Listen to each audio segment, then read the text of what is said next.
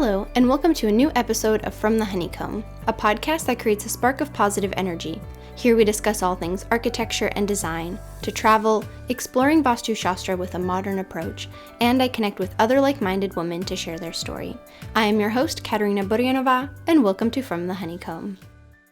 I am joined today by Caterina Spinelli, a purpose coach who specializes in helping support children of immigrants by teaching them to connect with their inner compass. Caterina, welcome to the podcast. Hey, thank you for having me. I'm so excited to be here. I'm so excited to have you too, another Caterina, which just makes it all that much more special. The world just needs more. They do. They really do.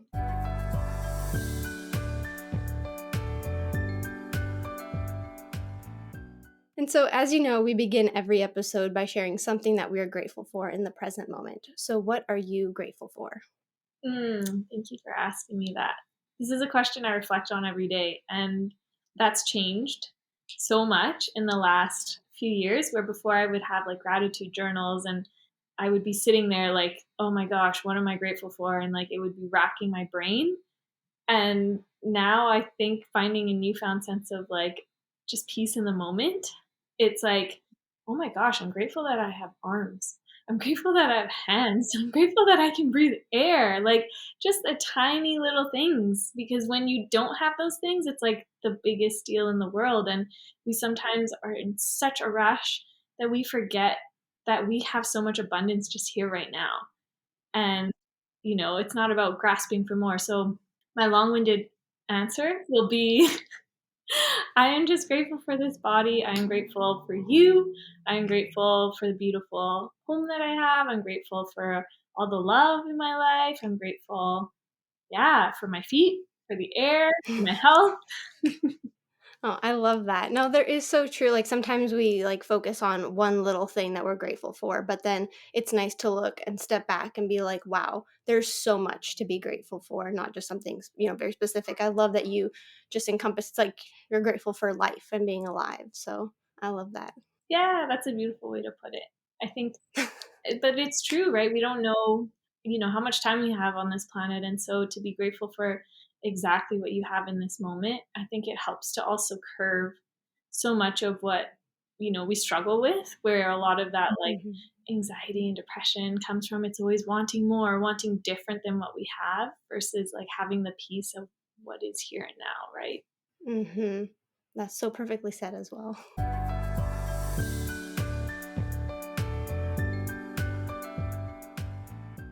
Well, Katerina, the reason I reached out to you when I saw you on Instagram is I loved your message in your coaching program and just kind of how you have taken how you've grown up and turned it into a way to help others. And that's by helping people who are children of immigrants. And so I'd love for you to share with the listeners kind of your story, your journey, and what led you to become a coach. Yeah, I love that. Thank you. So, my parents are actually Italian immigrants, and it's complex. Like I was able to experience both realities in my childhood. Like I was born here but quickly moved back and, had a very different lifestyle, had a lot of family and community and connection, and pace is also very different, and culture and cultural norms and conditions, and then kind of came back to Canada because it wasn't necessarily a space that my parents thought that there was a great future for, especially in southern Italy. There's a lot of poverty and it's hard to kind of find work. And so I'm grateful that they decided to come back to Vancouver. And it's just a different world, right? It's a land of opportunity for a Mm-hmm. lot of people in the world. It's a land of potential safety. It's a land where you can build something.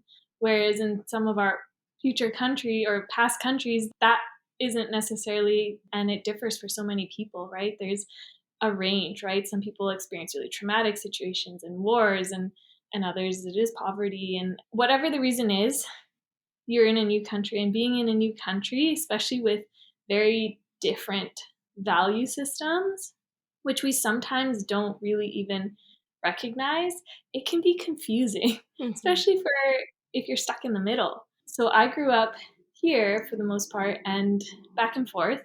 And so I had access to this, like these different ways of being. And it was so confusing because I remember being a kid and being like, who am I? Like, I notice in this situation, I have to change who I am. Like, I have to change the way that I speak. I have to change my personality. I have to change how I say things. And it was always this like internal battle. It was like, okay, which one are you going to be in this moment?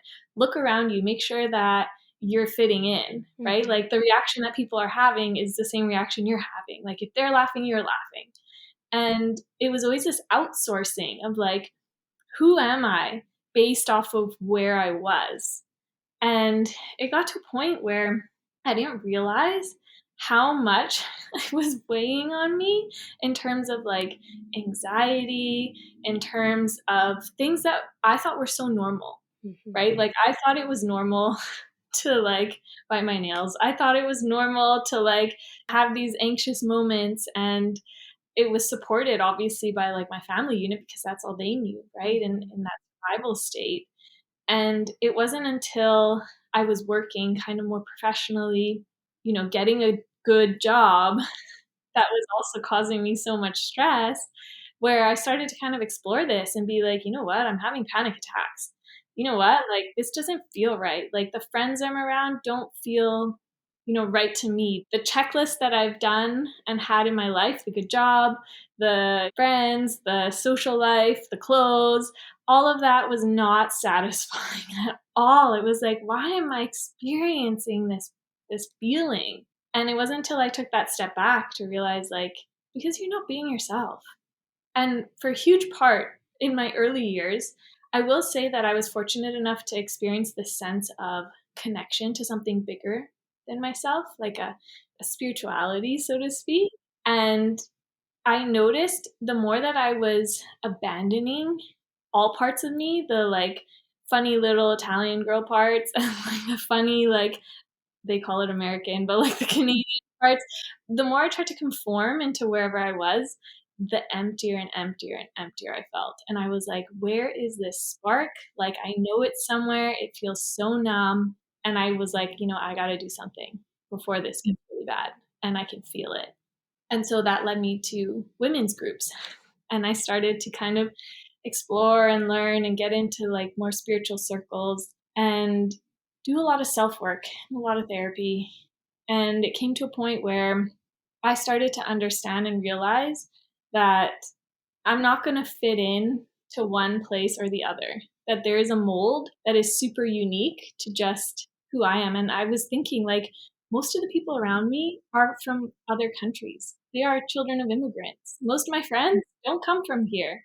And I was like, and they express the same type of situations. Like, I'm, for instance, the guilt of like going out and doing something that you like, or the fear that comes up, or like the mental story of like, do you actually want to do this? Even though it's something so simple, like, I want to go for a bike ride, and it's like, it was shocking to me to see and realize like that didn't really coincide with what's necessarily being taught, and like another form of authenticity, which I find is an expansion of our reality. It's an expansion of like what we understand a person to be, right? We try to put people into boxes. We try to check you off so I can figure you out and know what you're about. And it's like people that are in the middle really kind of break a lot of those boxes. And I don't know if society is necessarily set up for that yet.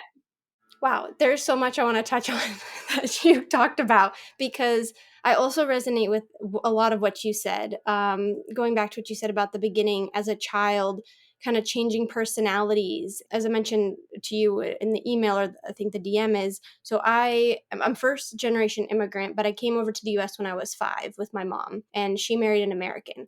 So growing up, I was mostly in the US with an American dad and Czech mom. But of course, every summer I would go back to Czech. And you made such a good point about the split personalities and how you express yourself. And I started to notice that as I started getting older, especially as a teenager, I was still going to Czech. But the way I would kind of express myself in front of family, the phrases that I could use, the slang, you're not a totally different person, but you're very different in the language and how you kind of present yourself, or the jokes, or how you act. And I remember one time I was with one of my friends, who I also resonate with what you said about being friends with more immigrant children, which when I look at my friend group, most of my friends are mixed dual nationalities, grew up some in Czech, Europe, the US, all sorts of, because felt like I really connected with those friends because they kind of got it. And, also having a parent with an accent at home, that was something also like those friends understood. But there was one instance when I was probably 14 years old, and I had a friend in Czech who was actually half Czech, half Vietnamese, but had a kind of a British background, just all over the kind of all over the map there. And with her, I mostly spoke English. So I got to be like an American with her, and, we got to be talking. And she and I we have a family cottage in South Czech, and there I was with my dad. So my dad pulled me aside and he said, "Hey, are you feeling okay? Because you seem kind of different." And I'm like, "What do you mean?" He's like, "Well, you're just kind of a different person around your friend than you are with like the family." And I remember like, well, I mean, in my head, I thought, well, I'm just being a kid. So of course I'm going to be slang and I'm going to make jokes and maybe cuss a little, but I won't do that in front of family. As I was growing up, I noticed in hindsight, like, oh no, this was kind of a different personality change. And so it's really interesting that you brought that up, is like there are the different personalities. And I think as children of immigrants, we are also very adaptable, and we can kind of mold and figure out, what the situation needs, which can sometimes, as you said, kind of what you mentioned about is you start to get confused when what personality should I bring out for the situation. So I think you, yeah, really hit the nail on the head with that. Yeah, I appreciate you sharing your experience, and it's something I relate to, right? It's I think on every level we forget that, Hmm. right? It's like not just expressing, it's minute, it's so tiny, right? That adaptability in the sense of like, watching people's facial figures, I'm like, what's funny, right? What's the type of humor going on here? Is it more like slapstick? Is it clever? Like, did I get the joke? And like, changing your actual like reaction to things. And then, it goes to language, it goes to self-expression. And I find a lot of the pieces, like, although that adoptability is a beautiful, beautiful gift, it's like a coin, right? There's 2 sides of that. And there's 2 sides to, I think, a lot of common themes that you see with children of immigrants, where it's like, yes, that's a beautiful gift in so many ways and so many settings, and we need that in the world. And also, if you aren't very conscious or aware of it, it shows up in a very dark shadow side, and that's like a huge self-abandonment. That's where you find a lot of like self-hatred, or unknowing what you're doing.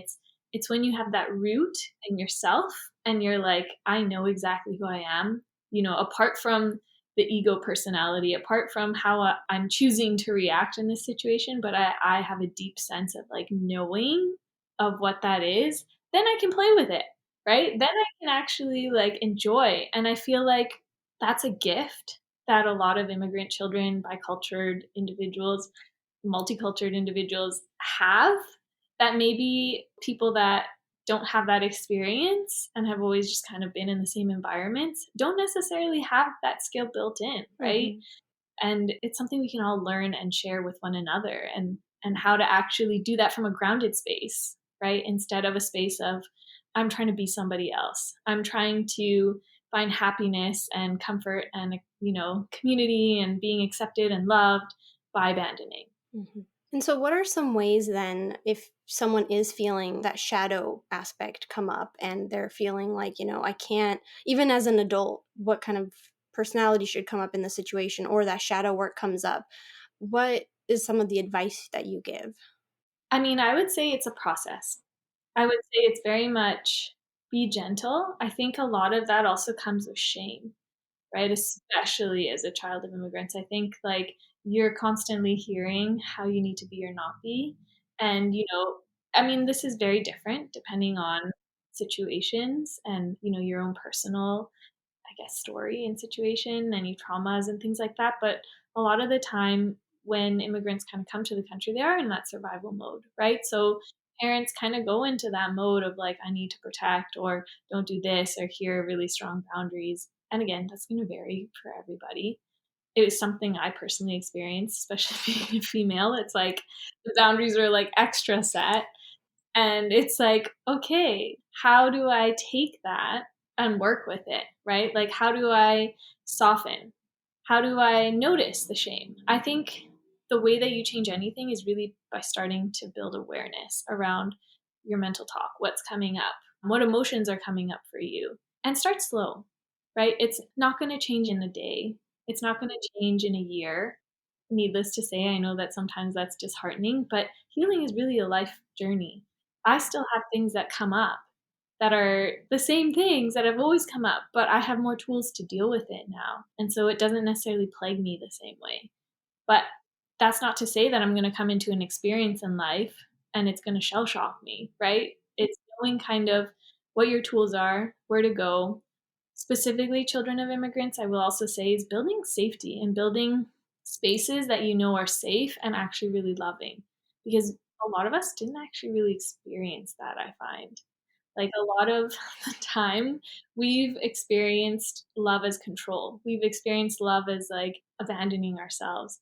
And so to be held with a mirror in a situation that is safe, to be like, okay, how you want to react, how you want to feel, that's okay. That's probably been some of the most powerful changing pieces of work that I've gotten to experience. So Wow. And do you notice now as an adult compared to when you were a child? So when you were a child, you were going between Canada and Italy a lot more. Do you, as an adult, still go between the countries as much? Or is it more of a, I'll go to Italy when now I want to go to Italy? Or, is it more frequent, less frequent? yeah, I mean, I thought I was tricking the system in my 20s, and I was like, you know what? I don't want to be here anymore. I want to move to Italy. I feel Italian. I'm going to move there. I'm going to make a life there. And I packed my bags and I moved to Florence, and I thought, hey, I'm here forever. This is my new home because I fit in here. And even there, it was funny because people were like, we don't know where you're from. Like, you look Italian. Mhm. The minute you open your mouth, you're not from, the north, you're from the south. There's always those pieces, right? Everyone's always trying to tell you what you're not. And I think it kind of sparked something in me to be like, okay, maybe I don't actually belong here. But it's not that I don't belong as like, I wouldn't fully live there. It's more so I was trying to over identify with that instead of actually accept that, hey, I am actually different than everyone else here. And so I do have family there, and I did make it a rule to try to go back every couple of years because that is something really, really, really important to me. And the bonds I have there, you don't need words. They're very, very unique. And because of COVID, I just haven't gone back, but I'm hoping to this summer. My cousin's getting married, so we'll Oh, see. that's the fun thing now is we go for weddings. That's like been the thing now. It's like now it's like going for fun stuff like birthdays or weddings or like babies are born or things like that. So I love that you're going again for a wedding. And I feel like also when you travel back to kind of that home country for a celebration, it almost puts the pressure off of your emotions coming back because everybody will be so preoccupied with the event that you can just kind of come in and just be part of the family, but no one's, I feel like at least what I've noticed is when I go back to check if it's not a holiday or a wedding or something, and you just kind of go there when like everyone's having a normal life, it's a very different atmosphere. They have more time, more energy to be like, so what's going on in your life? What's, start picking you apart a little bit. So that's great that you're going back for a wedding and for a celebration. Yeah. I'm curious about that too when you go Hmm. back. Like, 'cause that's something else that comes up too is do you get there's two things in my head. Hmm. Like one thing that I can relate to is expectations of when you come back. Like Hmm. I don't know if you have this, like we have this unspoken expectation of like bringing gifts and things like that. It's almost like kind of having to like take what you've got there and like bring it back and there's almost like this idea that it's like okay because they've moved to another country, they must have money, they must do Hmm. this, they that. And so they're coming back and then they're gonna, take care of us and whatever. And then on the reverse, there's also that internalized expectation of like, okay, we have to take them here, we have to do this, like there Hmm. has to be certain things done. Whereas like the interactions are, I guess, a little bit more heightened. Hmm. I don't know, that's not the right word, but it's not like you're saying like a normal interaction where you would maybe see your family here and it's like it's more mundane, right? Like you Yeah. get to experience experience it differently. Whereas it is a bit of a celebration. People are like, I don't get to see you all the time, so I'm gonna almost pedestal you, right? No, absolutely. I agree with that. Definitely growing up more, especially with the gifts and the gift giving. Especially, I don't know if you have like Marshalls or like those like shops in Canada where you can get nice clothing for a little more like that. Definitely like, oh, can you get me this? And oh, can you give me this Calvin Klein? All those designer things. That I'm getting more from my younger sister actually recently. But the gift giving was a huge thing. And I know my mom actually set kind of a great example for us where she at one point, because we'd go there every summer and it was like we bring gifts and they give us gifts, and then the suitcases are so packed, it's absolutely ridiculous. You pay overweight. I mean, I still pay overweight now, but that's because I buy myself stuff. But it's the expectations that are high. And so my mom made kind of this rule which I now follow, and it's instead of giving each other gifts, let's go do something. Let's go to the theater or let's go out for dinner. And then at dinner, we'll celebrate all the birthdays we missed, all the anniversaries, all the whatever holidays, everything. And let's, rather than you spend money on something that I now have to get into a suitcase, let's, instead do an experience. So I've gone to the theater with my grandma and said, I'm like, hey, like, let's do this. Let's go to the opera. Let's go, for a day trip to one of there's so many castles in Czech. Let's go to a day trip, go to a castle, or hey, let's spend a day together and that's like my gift. And then that ends up being so much more memorable and doesn't stuff your suitcase in a way. So definitely that is what we followed. And my mom, I think, set a really great example of that. I love that. I fully agree because I think sometimes too, depending on the culture as well, like I've noticed this like, sense of materialism that's grown over the years. Whereas like I remember as a kid, like my nonna would always tell me like you buy something nice and you keep it well. Like you fix it, you go to the cobbler, you fix your shoes. It's not like you're gonna go and buy a new pair of shoes every month, right? And that's completely changed from when I was younger and the values I was kind of taught. And that's something that I notice as well. It's like quality's gone down. Like not a part besides that, it's attached to the mentality of like what are we attaching our worth and our value and identity to?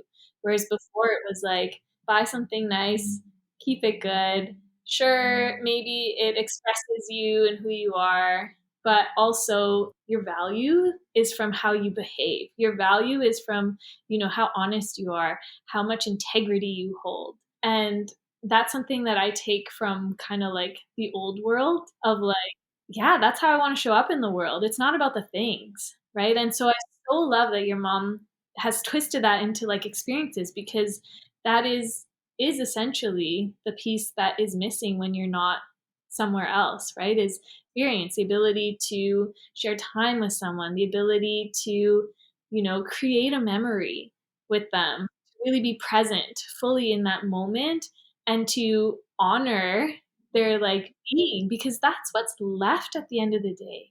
I can think of so many times like sitting at the kitchen table at my grandparents' house and the things that are left aren't what shoes did she buy? The things that are left are like, this person did this funny thing in this moment and this story and like unfolding how it went and this is how they interact. This is how they always kind of were, as a person and seeing that passed down through the line. And I think that's like a richness and a wisdom that a lot of us, if we are disconnected from, miss out on and we carry in our body, right? Like a lot of that is like trauma, it's transgenerational, wisdom and trauma and pain, but also gifts that we carry.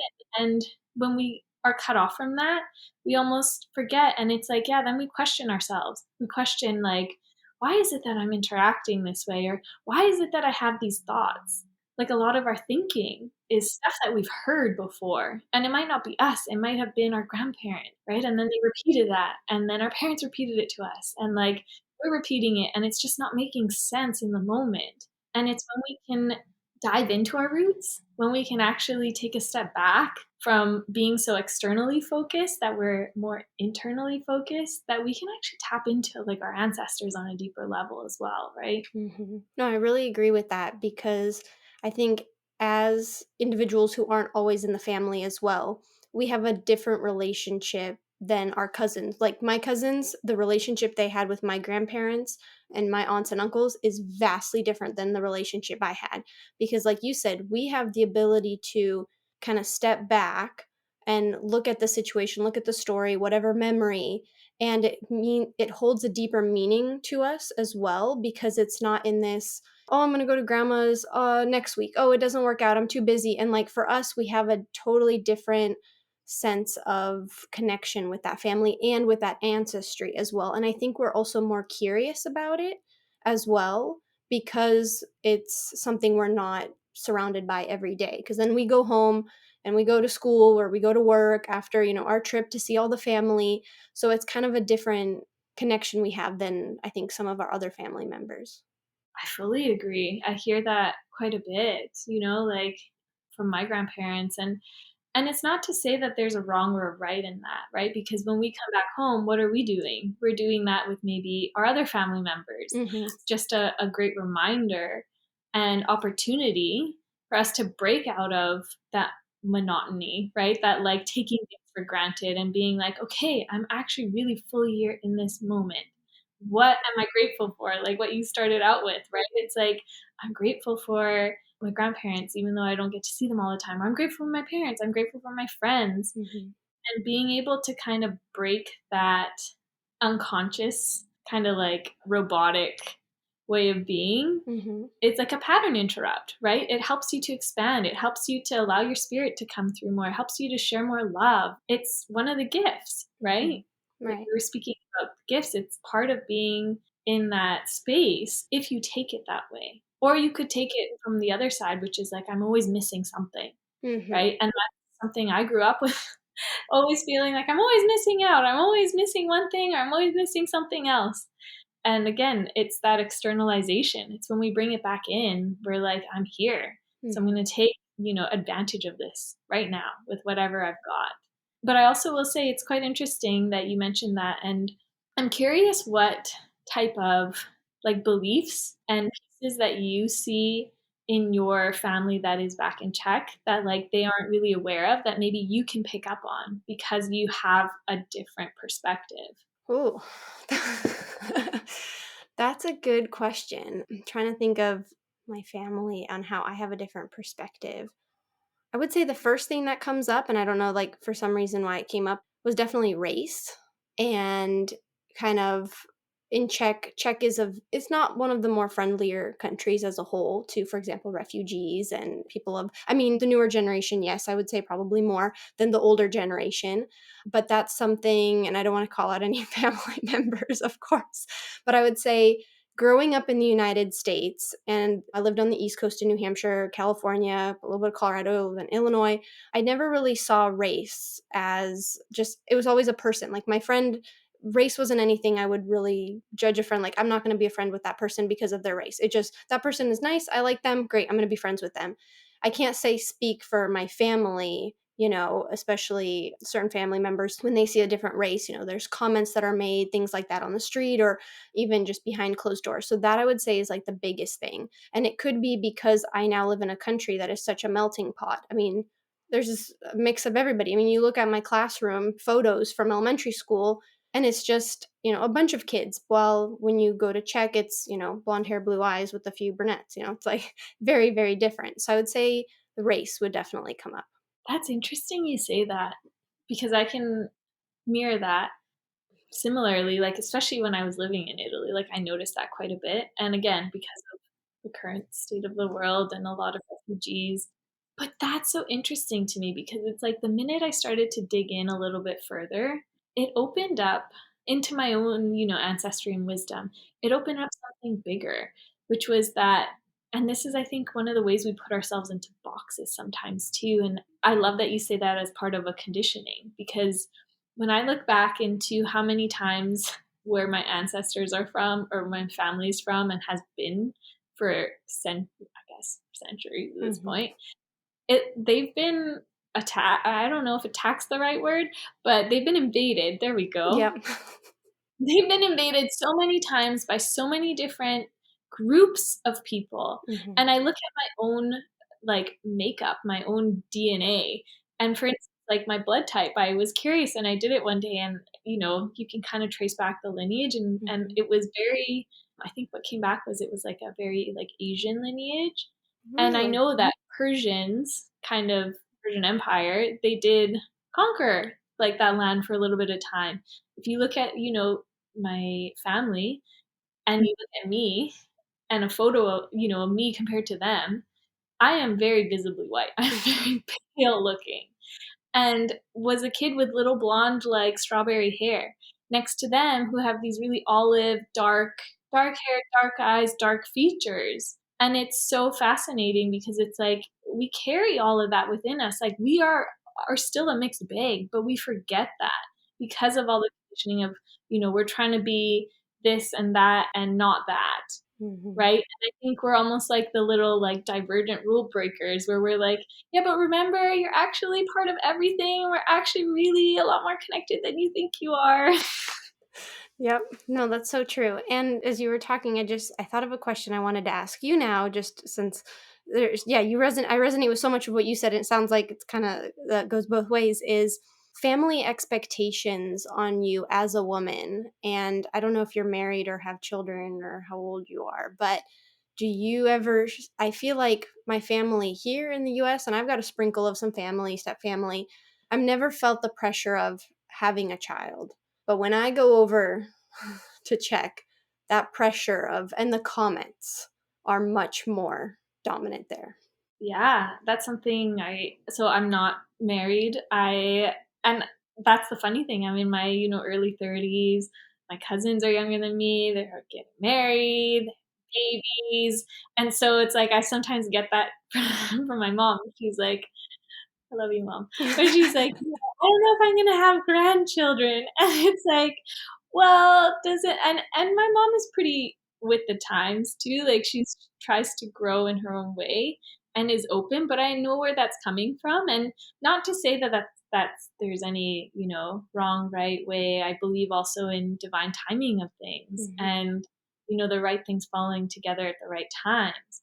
It's more so just really funny in terms of like what we're taught Mm-hmm. has to happen at exactly certain times. Not that I even think it's wrong to necessarily like want to have a family or be married or those values are inherently wrong. I actually really believe in them. I just find that too everyone has their own path, right? We weren't Mm-hmm. all made the same. We weren't all made to do the same thing. But those internalized expectations are actually what really get you, especially when you have timelines, right? Mm-hmm. And when you're living from a space of authenticity and like your soul, I feel that the right things will happen to you when it's meant to, and it's not on your own timeline, right? Like, we're not here to be put into boxes. We're here to kind of expand past that. And they serve a purpose, not rejecting them, but also to come back to the moment, come back to what's real for you. But I also see how those expectations land in so many other ways, especially in little conditioning that you carry forward, right? Mm-hmm. Like I remember always being told like don't wear that skirt short, or something popping up in my head is my dad. No boyfriends until you get your university degree, right? And it was all around survival. It was all around like you got to work hard. I want you to have a good job. I want you to like make the family proud, Mm-hmm. do anything that would like be dishonorable, Mm-hmm. right? And that sticks with you. That impacts the way that you live your life. That impacts the way that you honor your authenticity. That impacts your relationships, right? Absolutely. Absolutely. Are you the oldest child or only child? The oldest? Oldest. Do you have Yeah. siblings?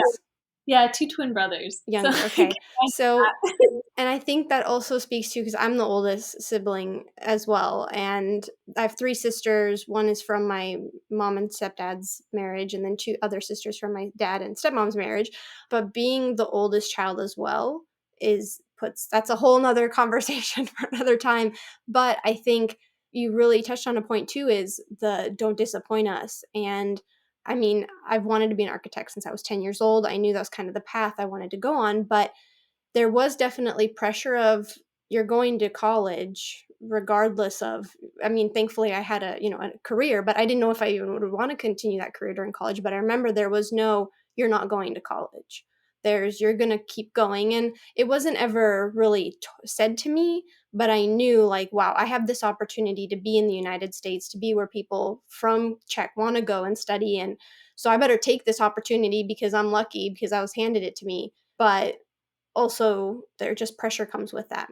100%, and that's the guilt and shame, right? It's Mhm. like, and that's what comes with kind of being in the new world is like you might have to, in situations, right, give up your identity, give up your authenticity, give up how you want to express yourself because of the tribal values, right? You don't want to disappoint anybody, that your family's depending on you, that you've been given this opportunity.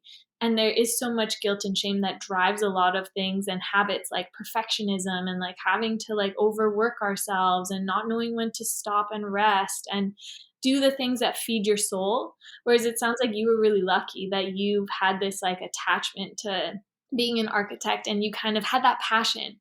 And usually in the coaching, a lot of the time it's like, you know, when people don't know what they want to do with their lives, like I can even think to my path where I was stuck and I'm like, I don't know.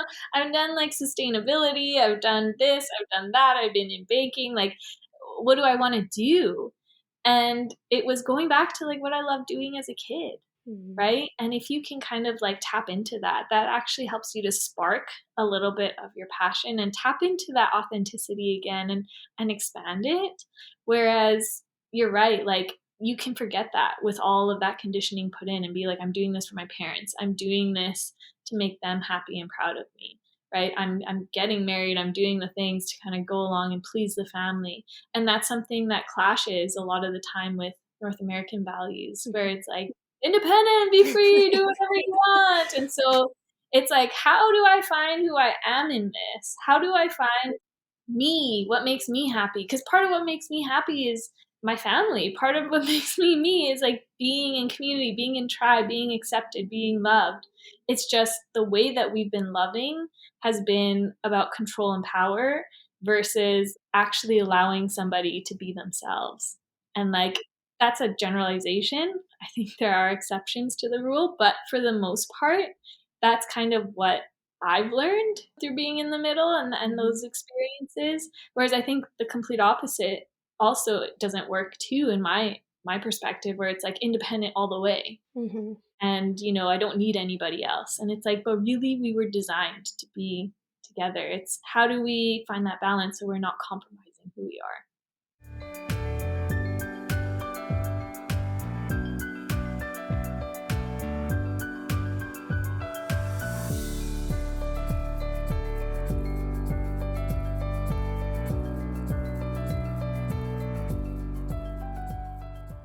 Katerina, I have loved this conversation. I realized as we were talking, I've never actually, as an adult, sat down and talked to my friends about what it was like really on a deeper level because like I have a few friends I've just thought of. I'm like, yeah, we sit and we talk about how life is, but this has been so therapeutic in a way.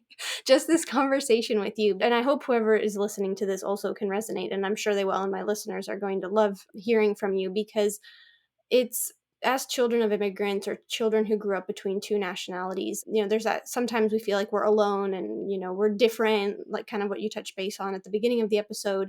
But it's so nice to know that there's a community, especially here in North America, huge community of people who, even though they may not be from the same mother country, there are cultural differences, there is a community you can reach here. So you don't feel less alone, or so you feel less alone. 100%. And something that I always remember is that if your background isn't, you know, of the First Nations or indigenous cultures of the land, you came from somewhere. Someone in your lineage felt this, right? And it could be so close that it's your parents or yourself and a very direct experience, or it could be further down the line. But that stays with you, right? And I feel like to reconcile that and to reconcile all parts of you instead of necessarily having to give that up because you come to a new country and like fit into another mold of what you need to be, to reconcile those pieces, put them back together and expand and be that person in your lineage that allows for a new way of being.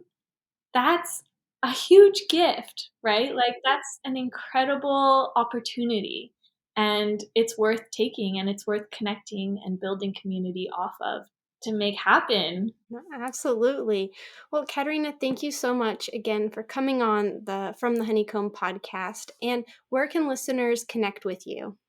Yeah, thank you for having me. And listeners can connect on my website, www.holy, that's spelled WHOLE, little hyphen y.ca. I'm sure it'll be in the show notes. And send me a DM. My Instagram is Spinelli_Caterina, and I'm more than happy to chat. Perfect. Thank you so much. Yeah, thank you for this and all your time, and thank you to the listeners as well. Thank you so much for listening to this episode of From the Honeycomb. If you liked it, please give it a heart or thumbs up and click the follow button so you can stay up to date on the latest episodes. You can follow me on Instagram at From the Honeycomb Podcast, and be sure to check out the link in the show notes to sign up for my monthly newsletter where you will receive a spark of positive energy in your inbox. Thank you so much, and see you next week.